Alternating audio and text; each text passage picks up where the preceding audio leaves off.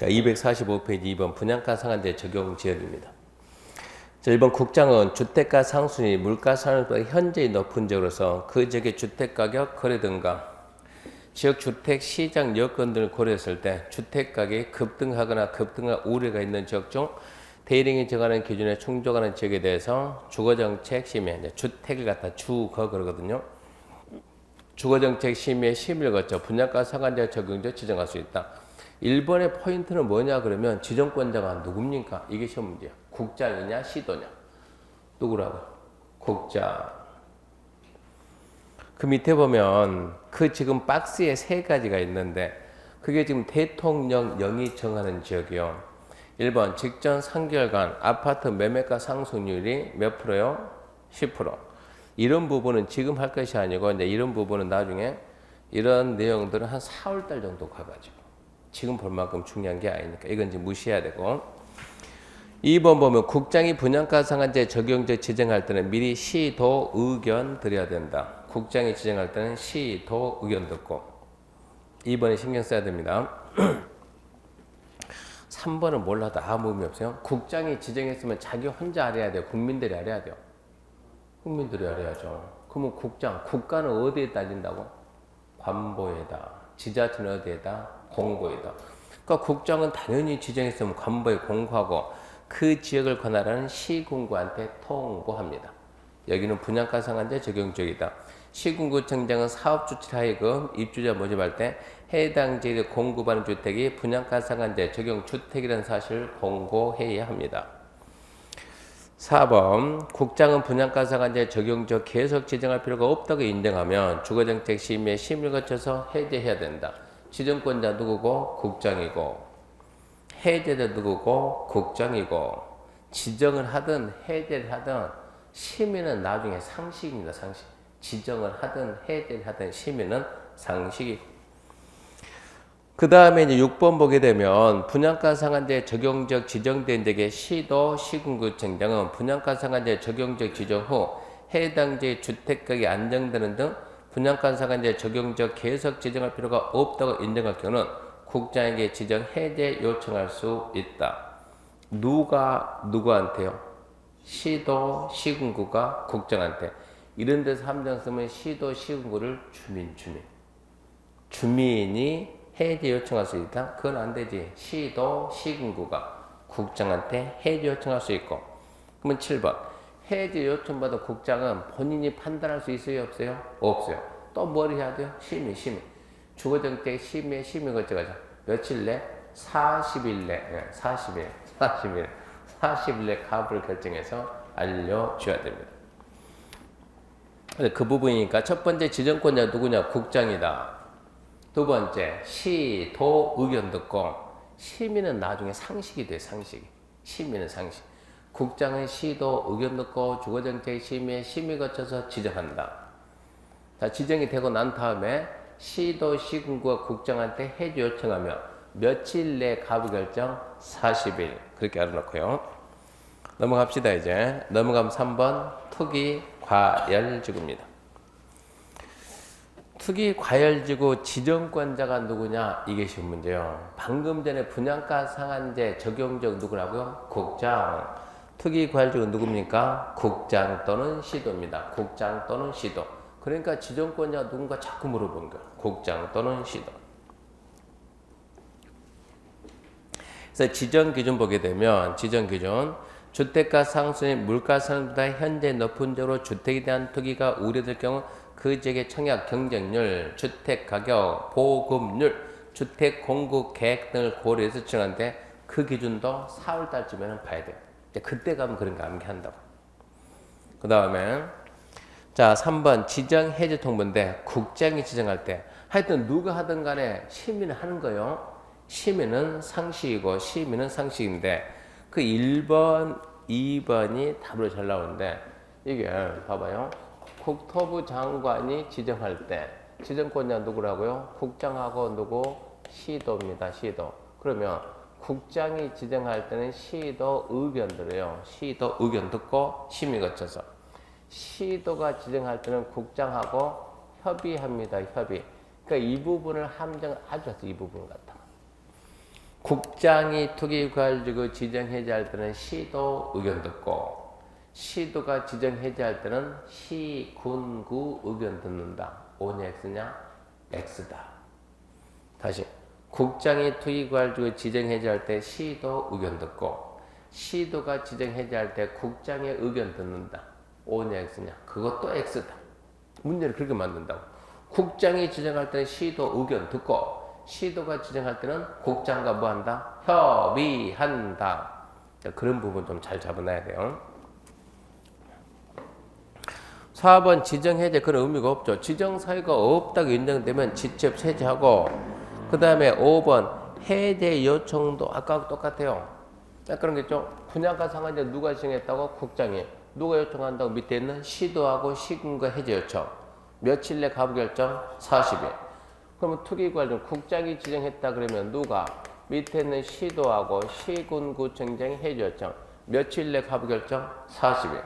시도가 지정했는데 그럼 누가 밑에 있는 시장, 군수, 구청장 해제 요청. 며칠? 40일. 똑같아요. 그러니까 주로 답은 이해가 됩니다.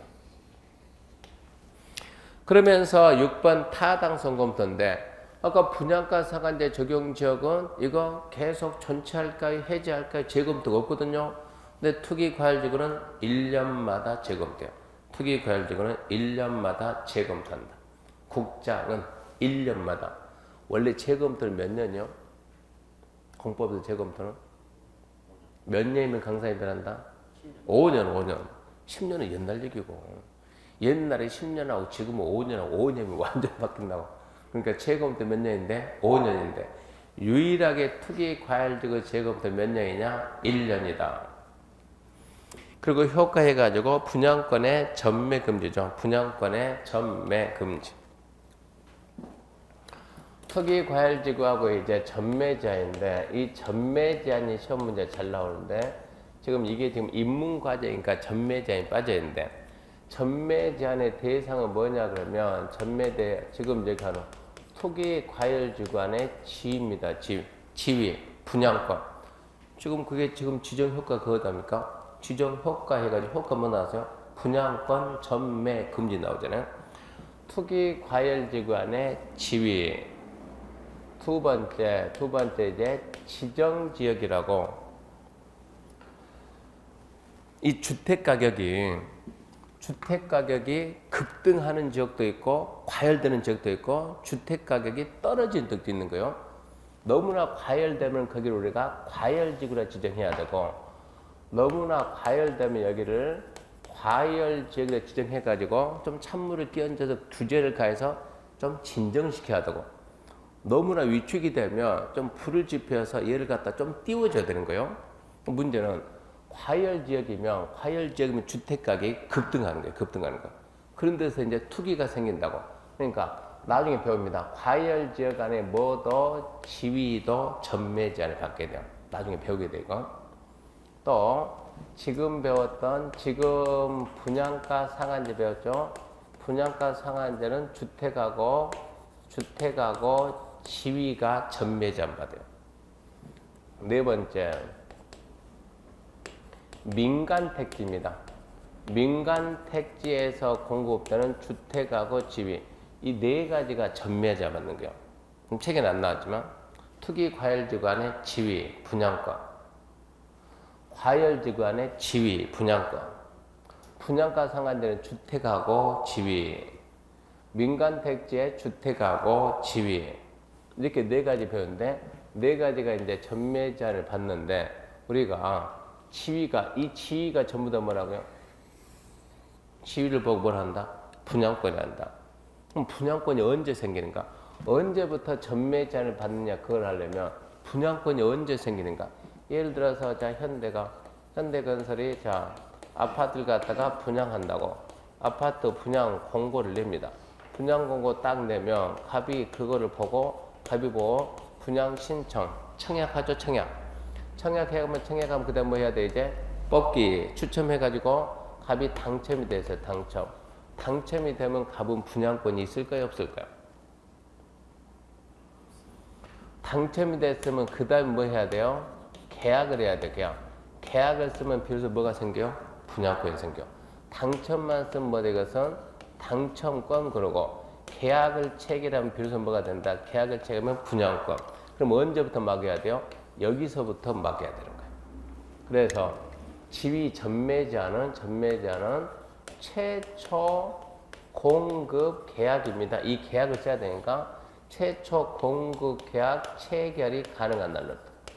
최초 공급 계약 체결이 가능한 날로부터 해가지고 몇 년 범위 내에서 10년이야, 10년. 10년 이내에서 대통령령이 정하는 이 기간 동안 지위도 제한되고 주택도 전매가 제한되고 이 기간 동안 뭐 하지 마라? 전매하지 마라. 전매하지 말라는데 뭐는 되냐 그러면 모든 법이 다 막더라도 뭐는 안 막아요? 상속을 막으면 돼요, 안 돼요? 상속을 막으면 안 되는 거예요. 상속을 막으면 눈 감을 수 있어요, 없어요? 없는 거예요. 그러니까 상속은 예외다. 그럼 이 대령이 정하는 기간 동안, 이 기간 동안 전매하는데 대령이 정하는 기간은 나중에 배우게 되면 수도 없이 많이 나오고 어차피 이것은 우리가 암기할 수 있다, 없다? 없다. 이런 걸 암기 못하면 나중에 포기할 것이고 문제만 나오면 어쩐다? 888로 찍으면 된다. 나중에 888 전법 알려줄 테니까 거기 배워서 찍고 이 기간 동안 뭔 하지 마라? 전매를 하지 말았는데 전매 제한 전매하지 말았는데 예외적으로 단 해가지고 이러한 사유가 있으면 가능한 해가지고 1번부터 7번까지 쫙 주는 거예요. 어떤 경우가 있으면 전매가 되냐 그러면 첫 번째 세대 구성원 전원이 근무, 생업, 질병치료, 기타 등등 전부 다 다른 도시로 이전하면 돼요. 그러니까 서울에서 부산으로 대구로 이사가면 된다고. 누가? 전원이. 다른 도시로 이사가면 되는데 어디로 가면 안 되냐? 수도권으로 가는 것은 인정을 안 해줘. 그러니까 서울에서 인천 가면 인정 안 해줘. 대구로 가면 인정해줘. 그것은. 두 번째, 세대 구성원 전원이 상속받은 주택으로 이사가는 것은 인정해줘. 세 번째, 세대 구성원 전원이 해외 이주하거나 2년 이상 해외 체류한다 이러면 인정해. 그럼 전매가 된다고. 네 번째 이혼해가지고 배우자한테 위자료 주는 거 그것은 인정해줘. 다섯 번째 이렇게 갑이 이렇게 주택 가지고 있는데 이번에 도로 설치한다. 비켜라. 어찌하죠? 나가야죠. 자기 주택을 공공사업용으로 제공했어요. 공공사업용 제공하고 얘는 뭐 받았냐 그러면 이주 대책용으로 받은 거 그것은 전매를 인정해줘요.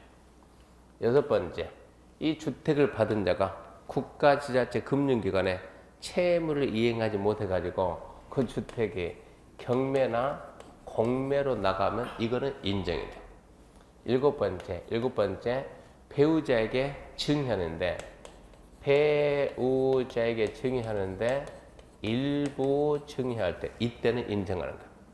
그럼 이게 이제 전매자 일국가의 사유가 아니고 뭐 하지 말라고? 전매하지 마라. 그럼 일국가의 사유 중에 답될 수 있는 것은 전원이라고 일부라고요? 전원이. 어디를 가는데? 다른 도시 가는데. 어디를 가면 안 된다? 수도권 가면 안 된다. 그러니까 1번에 함정 두 개 있는 거예요. 전부냐 일부냐 그걸 보는 거예요. 수도권 이냐 이걸 보는 거예요. 두 번째도 전부냐 일부냐 이걸 보는 거예요. 전부가. 세 번째 어쩐다? 전부가로 전부. 몇 년 이상 가려면 2년 이상. 아예 해외 이민 가든가 이주하든가 아니면 2년 이상 해외 체류. 그리고 배우자한테 증여는 일부 증여, 전부 증여, 일부 증여. 그러니까 답은 얘들이 답 나온다고. 그 중에 하나가 싹 바뀔 때 이거 바른 얘기요. 그래서 이 기간 내에 뭐 하지 마라? 전매하지 마라 그러는데 7가지 사유가 있으면 전매할 수 있다 없다? 있다. 7가지 사유 있으면 전매할 수 있는데 전매할 때는 그냥 전매하지 말고 이걸 갖다가 지위를 전매할 것이냐 주택을 전매할 것이냐 판단해 가지고 지위는 뭐라고? 분양권. 지위는 뭐라고? 분양권. 분양권인 상태에서 지금 갑이 지금 뭐 받았어요? 분양 받았죠. 건설사는 누구라고? 현대죠. 그러면 현대는 계속 공사를 하겠지 안 하겠어요? 하겠죠. 얘가 계약 체결하고 언제 주택이 되는 거예요? 계약 체결하고 공사 끝나면 현대는 뭘 받아요? 중고검사 받죠? 사용검사 받죠? 사용검사 받았으면 현대 이름으로 사업주체 이름으로 뭐 해야 돼요? 소유권 보존 등기하는 거예요. 소유권 보존 등기하고 그 다음에 분양받은 자, 수분양자 누구라고? 입주자. 갑 앞으로 뭐 한다? 소유권 뭐 해야 돼요? 이전 등기. 이전 등기를 하게 되면 얘는 이제 분양권이 아니고 뭐예요? 주택이요, 주택. 그러면 이전 등기 할 때까지는 현대가 그 현장에 있겠어요, 없겠어요? 있겠죠. 그러니까 집이 분양권을 팔고 싶으면 그 현장에 누구는 있다? 건설회사, 현대. 사업주체가 있으니까 어쩐다? 사업주체 찾아가서 동의받고 파는 거예요. 그러면 이렇게 지금 우리는 갑이 어쩌다 분양받았다. 갑이 분양받은 거 누구한테 판다? 을한테 판다. 누구를 통해서 판다? 중간에 뭐가 있으니까? 우리가 있으니까. 충격조 통해가지고. 그럼 우리는 얘하고 얘 손잡고 어디 간다? 현대 찾아가가지고 이제 명의 변경 시켜줘, 우리가. 이러면 되는데, 이게 주택이다 그러면 주택이다. 주택이다 그러면 갑이 자기 앞으로 뭐 해갔어요? 소유권 인정해 갔죠? 현대가 그 현장에 남아있어요? 없어요? 없어요. 현대는 지금 어디가 있어요? 금강산 가 있어요. 금강산에 봉우리 몇 개 있어요? 108개? 22,000개? 세상에. 여기 전부 다 연변족입니까? 조선족? 우리나라 사람 아닌 것 같은데? 금강산 찾아가고 봉우리 몇 개라고? 22,000. 근데 현대가 지금 4974번째 봉우리 가서 공사하고 있다고. 여기 가가지고. 그러면 무슨 얘기냐? 주택을 갖다가 이 지위를 팔고 싶으면 누구 동의받으라고? 현대 동의받았는데 주택을 팔고 싶으면 현대가 지금 어디 있냐고 찾으러 갈 수 있다고 없다고? 없다고. 그럼 어떻게 할 거냐고. 이것도 동의받고 팔아야 되거든요. 그래서 그때는 주택이면 누구 동의받냐 그러면 전국 어디 가든 간에 국가는 있으니까 국가 이러지 말고 누구? 토지주택공사 동의받고 파는 거예요. 주택이면. 토지주택공사 동의받고 팔아야 되는데 이 주택을 이번에 건설한 자가 현대가 아니고 SH공사는 어디예요?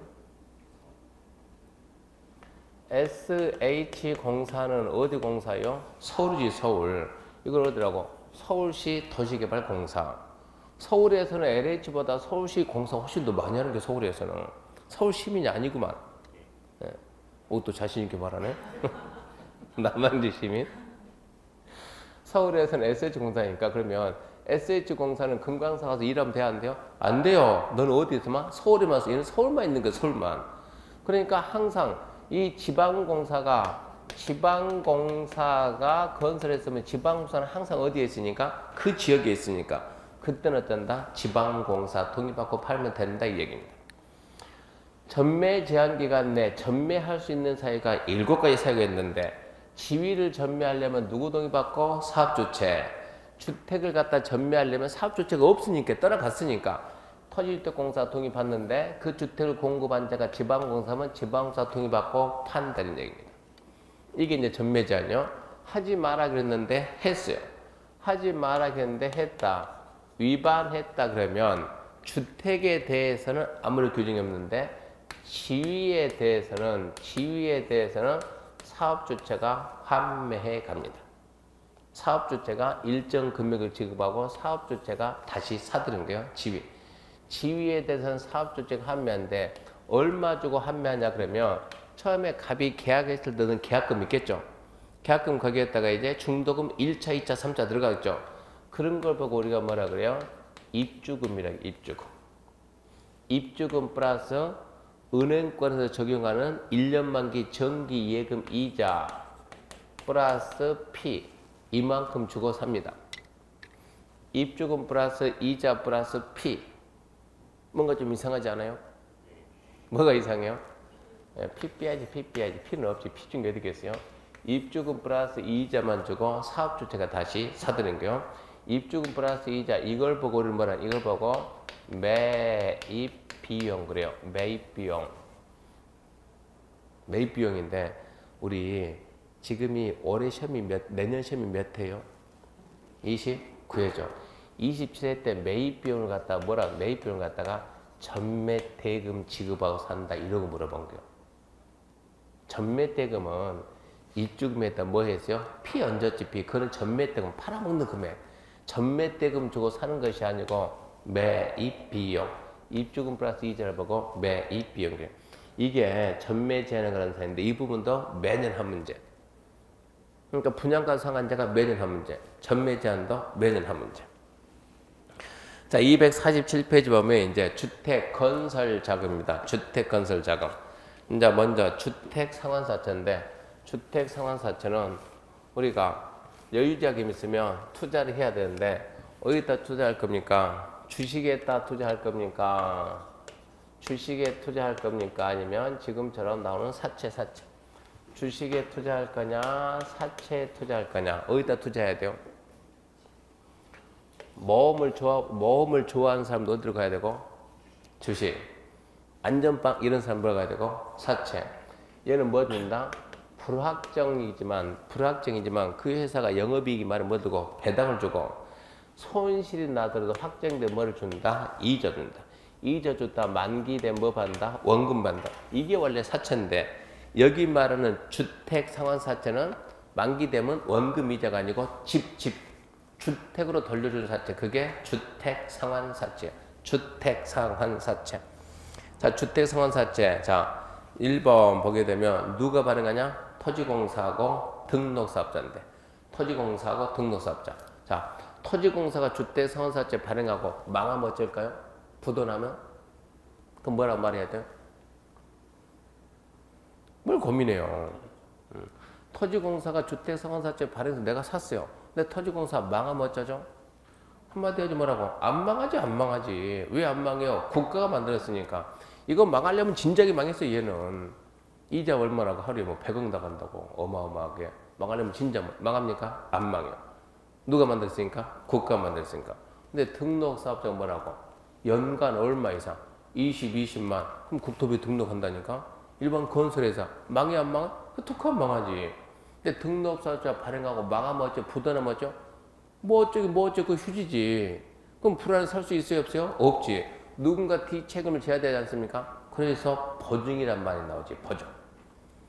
그러니까 토지공사는 관계없지만 등록사업자는 자본금, 자산평가의 기술 인력 등이 대행이 정하는 조건, 박스가 정하는 조건을 갖춰야 돼요. 자본금 얼마 되고 5억 이상 되고 건설업 등록했어야 되고 3년간 연평균 건설 절차에 300수 이상 되고 이런 식으로 일정 조건을 갖춰야 된다고. 그것보다 더 중요한 건 뭐가 있어야 된다? 보증. 책에는 안 나왔지만. 그래서 발행자는 누구? 토지공사하고 등록사업자인데 등록사업자는 반드시 뭐가 있어야 된다? 지급보증. 금융기관에 지급보증이 있어야만 발행할 수가 있다. 5억 3년 300세대. 그건 지금 중요하지 않아요. 보증이 중요해요. 보증이. 2번 발행승인입니다. 주택상환사채 발행하고자 할 때는 발행계획을 작성해서 누구 승인 받습니까? 국장 승인 받습니까? 기재부 장관의 승인 받습니까? 이런 게 시험 문제예요. 누구 승인? 국장 승인. 발행 방법은 액면 또는 할인 발행입니다. 액면 또는 할인 발행. 액면가를 발행할 수도 있고 좀 싸게 할인 발행할 수도 있고 기명증권입니다. 기명증권. 하루 안에 뭐 안 됨? 양도 안 돼요. 이거 양도하다 걸리면 3년 3천 처벌받아요. 양도하다 걸리면 3년 이하의 징역 3천만 원 벌금 처벌을 받습니다. 그 다음 보게 되면 명의 변경이죠. 사치를 취득한 자. 양도 된다 안 된다? 안 된다. 안 되는데 취득한 자가 왜 나옵니까? 공법에서 부동산법도 안 돼가 뭐예요? 하지마 금지지. 공법상 금지는 100% 상대 금지예요. 절대 금지가 아니에요.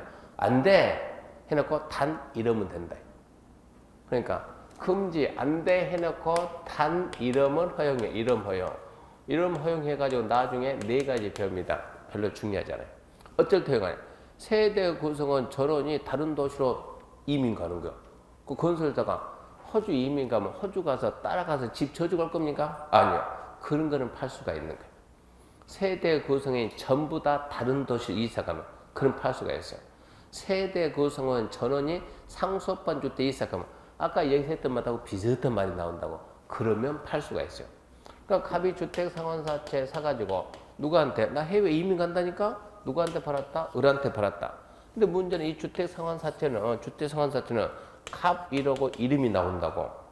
근데 을이 사가지고 지가 들고 다니면 자기 거를 인정받아 못 받아요? 못 받지. 빨리 어쩌지? 을 1하고 바꿔야지. 증권번호 몇 번이요? 1번이요. 발행회사 가면 이게 장부 원부 있겠어 없겠어요? 있겠지. 번호 1번 누구 거다? 갑. 이제 갑이 아니 뭐지? 을이지. 그리고 뭐가 나오지? 을 주소가 나와야지. 그래야 자기 거라고 권리 주장할 수가 있지. 이런 얘기입니다. 그래서 4번 명의 변경은 사채를 취득한 자는 성명과 주소를 사채 원부에 기재를 하고 발행회사 가면 원부 있으니까 거기다 취득자 주소 성명 쓰고 취득자 성명을 채권에 기재하지 않으면 발행자나 제3자에게 대항할 수가 없습니다. 그 다음 이제 5번 주택 상환사채 효력인데 등록사업자가 발행한 사채는 등록이 말소된 때라도 그가 이미 발행한 사채 효력에는 영향을 미치지 않는다. 등록사업자가 발행한 사채는 등록이 말소되더라도 그럴 줄 알고 아까 뭐 받았다고? 지급 보증 받았다고. 보증기관이 책임을 지게 돼 있어요. 그러니까 또 그 사채는 무효다 이러면 안 되고 사채의 효력에 영향을 미치지 않는 그대로 유효하다 이 얘기입니다. 그 다음 주택상환사채 발행에 대해서 이 법에 특별한 규정이 없으면 상법 사채 발행에 대한 규정을 준용한다. 앞전에 그런 거 했죠. 뭐뭐에 대해서 이 법의 규정이 없으면 저 법 그런 얘기 했죠. 이 법은 뭐고 저 법은 뭐라고? 뭐뭐에 대해서 이 법의 규정이 없으면 저 법 규정을 준용한다. 그랬을 때 이 법은 뭐고 저 법은 뭐다? 이 법의 규정이 있으면 이 법을 쓰고 이 법의 규정이 없으면 저 법을 쓰라고 했으니까 이 법이 우선한다 이거 아닙니까? 그래서 2번이 뭐고? 그새 또 다 보죠. 무엇에 대해서 이 법 규정 이외에는 저 법을 갖다가 저 법 규정 이렇게 저 법 규정 준용한다 이런 게 해봤잖아요. 뭐뭐에 대해서 이 법의 규정이 있으면 이 법을 쓰고 이 법이 없으면 저 법 쓰라. 이 법에 있으면 이 법을 먼저 쓰라. 이 법을 먼저. 없으면 저 법을 쓰라. 있으면 이 법을 먼저 써라. 얘가 뭐고? 특별법이고 얘가 뭐라고? 일반법이라고. 일반법. 그 관계가 지금 사채, 채권 발행에 대한 일반법 무슨 법이라고? 상법. 주택상환사채는 무슨 법에서 발행하니까? 주택법 발행하니까. 주택법이 뭐가 되고? 특별법이 되고. 그러니까 이 법의 규정이 있으면 주택법의 규정이 있으면 주택법을 쓰고 주택법의 규정이 없으면 무슨 법 쓰라고? 상법 쓰라고. 이런 게 말을 살짝 돌려서 나와요. 주택상환사채 발행에 대해서는 이 법보다 상법을 우선 적용한다. 돼요? 안 돼요? 안 되지. 이 법이 특별법이니까 이 법을 먼저 쓰고 이 법이 없는 건 어쩐다? 일반법이 상법 쓴다 이 얘기입니다. 6번 상환기간은 3년 초과할 수 없다죠. 주택상환사채 발행일부터 공급계약 체결시까지가 3년 초과할 수 없다. 그 다음에 양도 중도 해약할 수 없다 그랬는데 부득이한 아까 얘기했죠. 어쩐다고? 해외 이주. 전원이 해외 이주. 전원이 다른 도시 이사 갔을 때 전원이 상속주택 이사 갔을 때 그런 때는 됩니다. 이게 주택상환사채입니다. 주택상환사채. 그렇게 하고 이제 알고 누가 샥 지워버렸는데 이제 마지막 뭐만 설명 안 했냐 그러면 공급 질서 교란 금지요. 주택 공급 질서 교란 금지. 통장 다 있어요 없어요? 청약 통장. 청약 통장 있어요 없어요? 없어도 있다고 해야지. 없어도. 없어도 있다고 해야지. 있다 그래야지. 있다. 통장 팔아요 팔지 말아요? 팔지 마라. 근데 그런 내용들이 하나 더 있다고. 얘기를 안 나왔지만 그 뭐가 있냐 그러면 이 법에서 이 법은 주택법. 이 법으로 공급받을 수 있는 주택을 여기서 공급 뭐라고? 주택을 공급받을 수 있는 지위나 증서에 대해서 하지 마세요. 뭐 하지 마세요 그러면 양도 또 양수 또 알선 양도, 양수, 알선은 그냥 광고 네 가지. 이 법으로 건설되는 주택을 공급받기 위한 증서나 지위를 양도, 양수, 알선, 광고 4개 하지 마라. 그래도 2가지는 해도 괜찮다. 허용되는 거 2가지. 상식적으로 뭐는 되겠어요? 눈은 감아야 돼. 눈은 감아야 돼. 뭐는 된다고? 상속은. 상속은 어디 있는 상속은? 상속하고 뭐는 되냐? 저당은 된다. 저당. 하지 마라 4개. 양도, 양수, 알선, 강거. 해도 괜찮다. 2개 뭐라고? 상속, 저당. 상속, 저당. 그러면 증서나 지위에는 뭐가 있을까? 증서나 지위에는 뭐가 있습니까? 증서나 지위에 해당하지 않는 거. 이 법에서 하나만 말해봐요. 나는 이거 내가 이 증서 가지고 있으면 집 받을 수 있다. 이 정도 지위면 집 받을 수 있다. 지금 몇 개 배웠는데. 아무거나 하나. 조합원지 좋아요. 주택조합 조합원이 조합원. 주택조합원의 조합원의 지위 양도, 양수, 알선, 강구 안 돼. 하다 걸립니까? 3년 3천. 또 없어도 있다고 우기라겠죠 뭐. 예, 청약통장, 청약통장. 입주자 저축 증서, 청약통장. 방금 전에 하나 했는데 주식에 투자할래요? 여기에 투자할래요? 사채. 뭐가 있다고? 주택 상환 사채. 이거 가지고 있으면 집 받을 수 있으니까. 또 뭐가 있을까요? 그러면 이렇게 갑이 이렇게 여기다가 열심히 집 짓고 잘 살고 있는데 뭐 한다고? 서울시에서 자 도로 만듭니다. 공원 만듭니다. 나가세요. 못 나가기는 어쩐다 얘는 수용하는데 그냥 보냅니까? 아니요. 뭐 줍니까? 보상금 주고 그냥 보내는 것이 아니고 얘는 나중에 뭘 만들어야 돼요? 이주 대책을 만들어 주는 거예요. 이주 대책 주로 뭘 만들어줘요? 이렇게 하게 되면 SH가 서울시 도시개발공사에서 분양하는 주택을 들어갈 수 있는 분양받을 수 있는 권리. 여기까지 면적이 작다 그러면 임대주택 들어갈 수 있는 권리. 서울은 임대주택 들어간 것도 하늘의 별 따기예요. 그러니까 규모가 크다 그러면 무슨 주택? 분양주택. 작다 그러면 임대주택을 들어갈 수 있는 뭘 준다? 권리 준다. 권리. 이런 권리를 보고 우리 뭐라 한다? 딱지란다. 딱지. 들어갈 수 있는 권리 있어요? 없어요? 있어요. 있긴 있는데 몇 동 몇 호 들어간다는 게 확정이 돼야 안 돼요? 안 되죠. 무슨 딱지? 입주 딱지. 들어갈 수 있는 권리는 분명히 있는데 어디 들어간다고 확정이 안 되는 그걸 보고 무슨 딱지? 물딱지예요. 물딱지. 물딱지란 말 들어봤어요? 못 들어봤어요? 못 들어봤어요? 맨날 부동산에 관심 없는 사람 와서 그래요. 부동산에 관심 있는 사람 물딱지 많이 들어봤는데 이거 나중에 하여튼 물딱지는 자 갑이 여기에다가 집 가지고 있어요.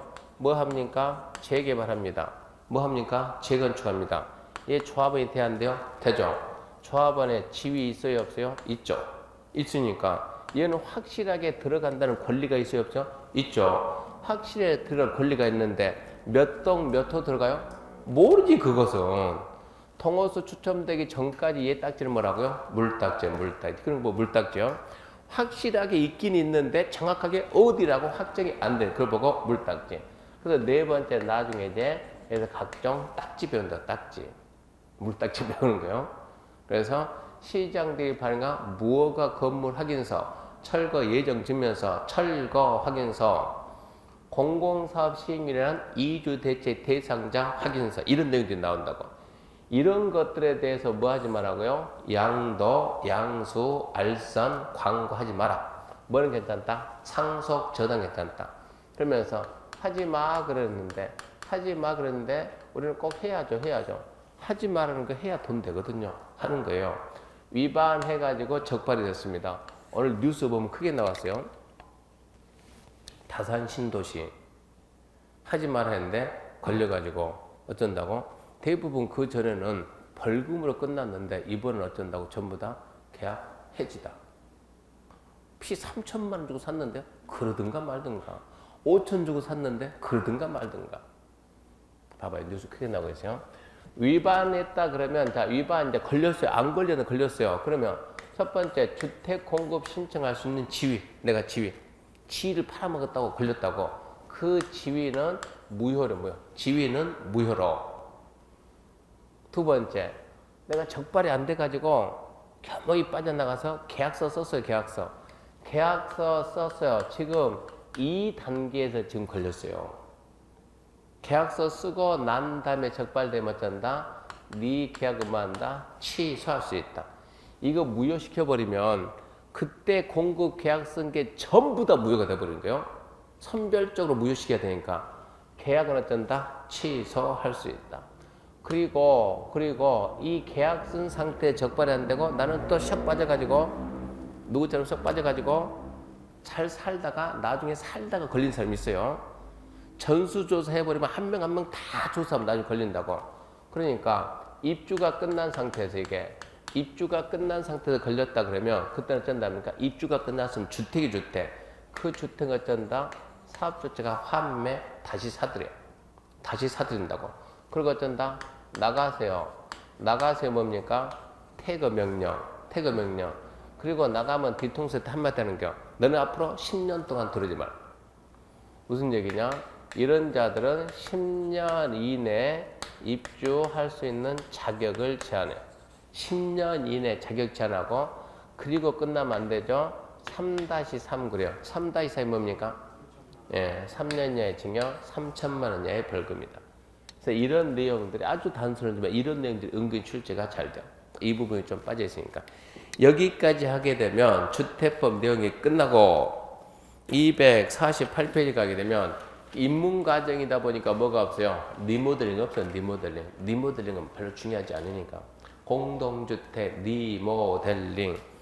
리모델링은 빠르면 4월 늦으면 6월 그때 가서 한번 할 거예요. 그래서 큰 내용들이 주택법은 주로 이런 내용들이 되는 얘기예요. 그럼 이제 250페이지 가면 이제 농지법입니다. 농지법.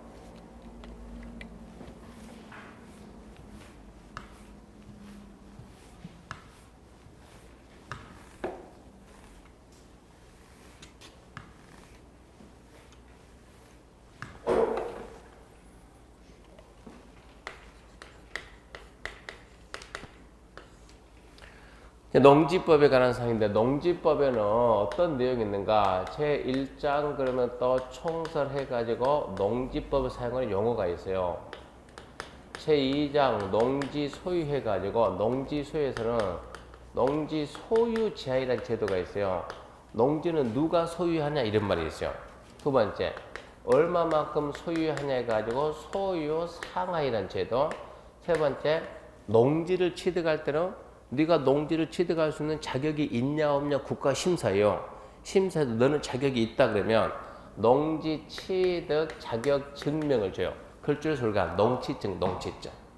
네 번째, 그렇게 해서 농지를 취득해서 가지고 있는 자가 농업 경영에 이용을 안 하네? 농사 안 짓는다 그러면 그 농지 팔아. 농지 처분. 네 가지를 배우는 거예요.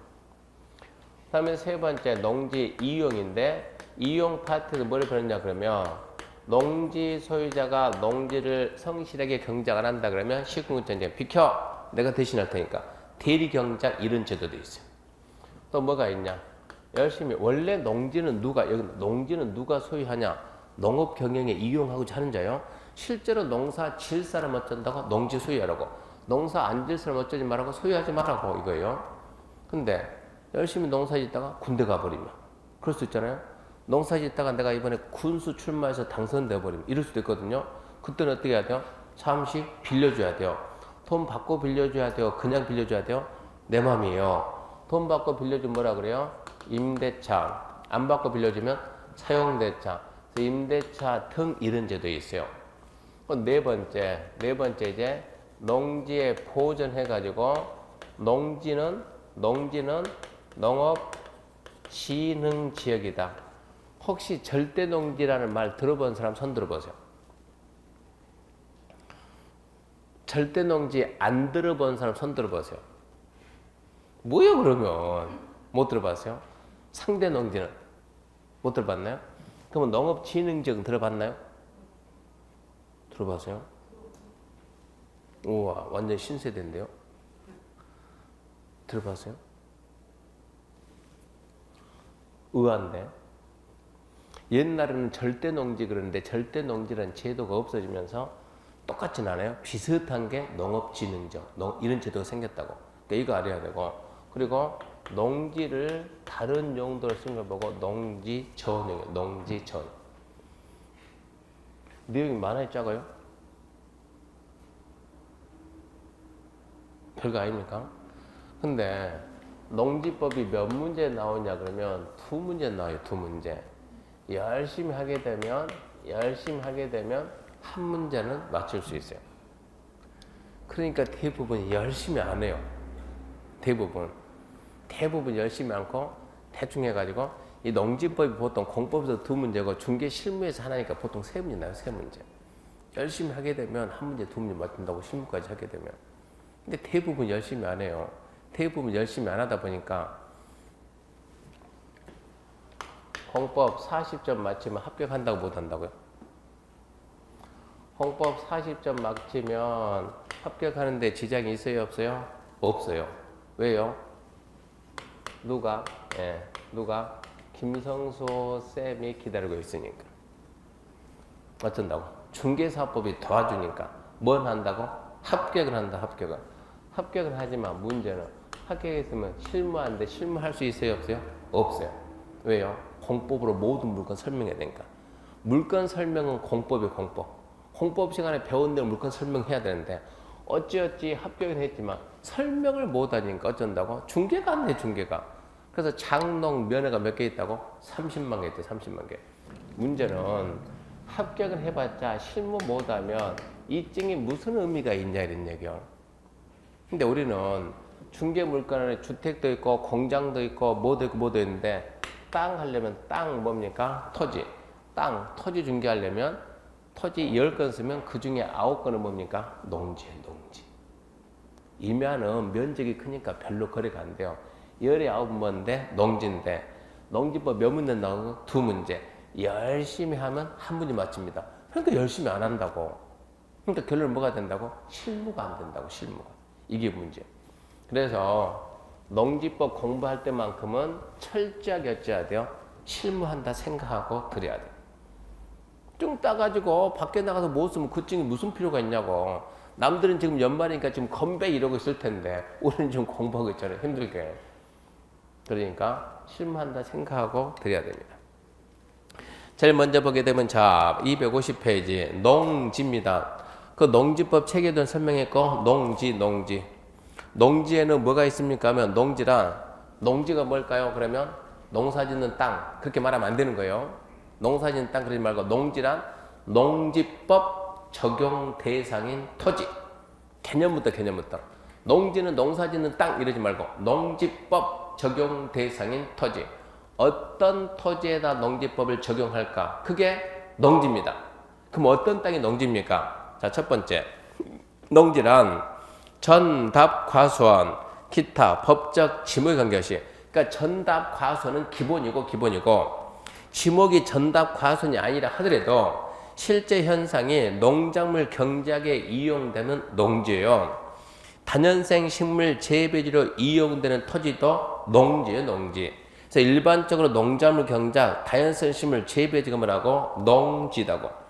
그럼 밑에 보게 되면 다년생 식물이 뭔가 나왔죠? 다년생은 1년이 아니고 2년 이상 가는 게 다년 아닙니까? 다년, 2년 이상. 그래서 목초, 종묘, 인삼, 약토, 잔디, 전류, 묘목, 과수, 뽕남, 일수, 생육기간이 2년 이상의 식용 또는 약을 이용되는 식물, 적용 또는 관산슈목과 묘목, 관련해 적용 목적 식장을 제외된다. 적용수나 관상수가 많이 있으면 그건 뭐라고? 농지라고. 수업 끝나고 어디 가요? 집에 가야지. 집이 어디요? 아파트. 아파트 단지에 적용수 많아 안 많아? 많지. 그럼 아파트는 농지네? 어쩐다고? 그거는 빼고. 가로에는 그런 얘기요. 공원에 적용수 관상수 많아 안 많아? 많지. 근다고 공원이 농지냐? 그 말이 안 되지.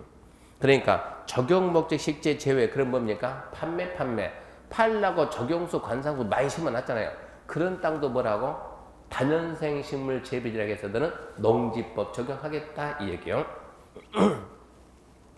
그 다년생 식물 위에 다시 위에 계량 시설 부지해 가지고 유지 수로 배수시설 등 있죠.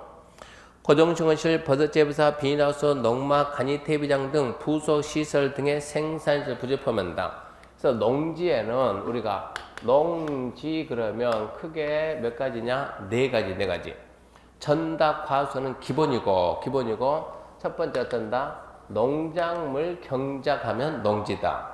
두 번째 다년생이요. 다년생 식물 재배하면 농지다. 세 번째가 이런 토지에 계량시설 부지해가지고 수로 농로 제방 그래요. 네 번째가 이런 토지에 설치하는 농축산물 생산시설 부지해가지고 고정시원실, 버섯재배사, 비닐하우스, 축사, 농막, 간이 저온저장고, 간이 퇴비장, 액체비료 저장소 잔뜩 있다. 그런 게 농지라고. 여기는 뭐도 들어간다고? 축사도 농지다고. 축사도. 우리가 차 타고 다니다면 논 한가운데 축사 은근히 있죠. 저 논 한가운데 어떻게 축사를 지었을까? 그 축사가 뭐예요? 농지예요. 농지. 대지가 아니고 농지. 이렇게 바라본다고. 그래서 농지는 크게 네 가지. 첫 번째 농작물 경작하는 토지. 두 번째 다년생 식물 재배지. 세 번째 이러한 토지의 계량시설 부지해가지고 수로 농로 제방.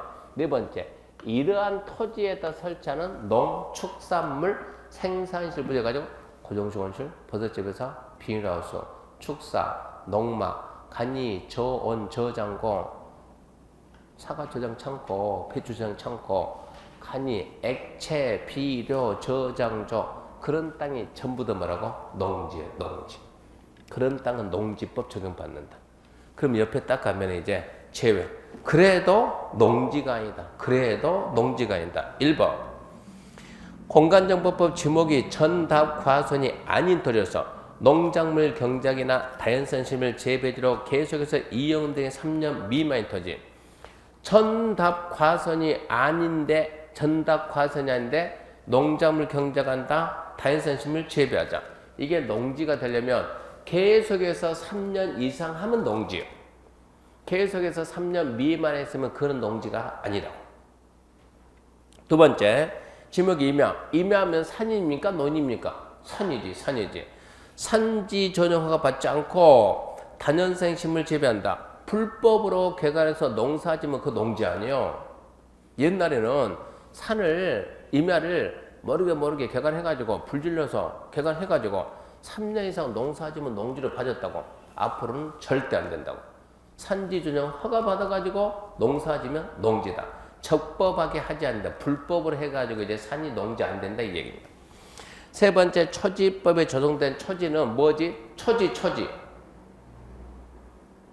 초지지. 양떼 목장 그런 거 있죠. 초지법 적용해야지 농지법 적용 안 하겠다 이런 얘기. 그래서 농지에 해당하는 게 4개 있고 아닌 게 3개 있어요. 아닌 거 하나, 지목이 전답 과선이 아닌 토지에서 계속해서 몇 년 미만? 3년 미만. 둘, 임야인데 형질 변경 허가 없이, 산지 전용 허가 없이 농작물 경작 다연성을 재배하면 그것은 너는 산. 세 번째, 초지법이란 초지.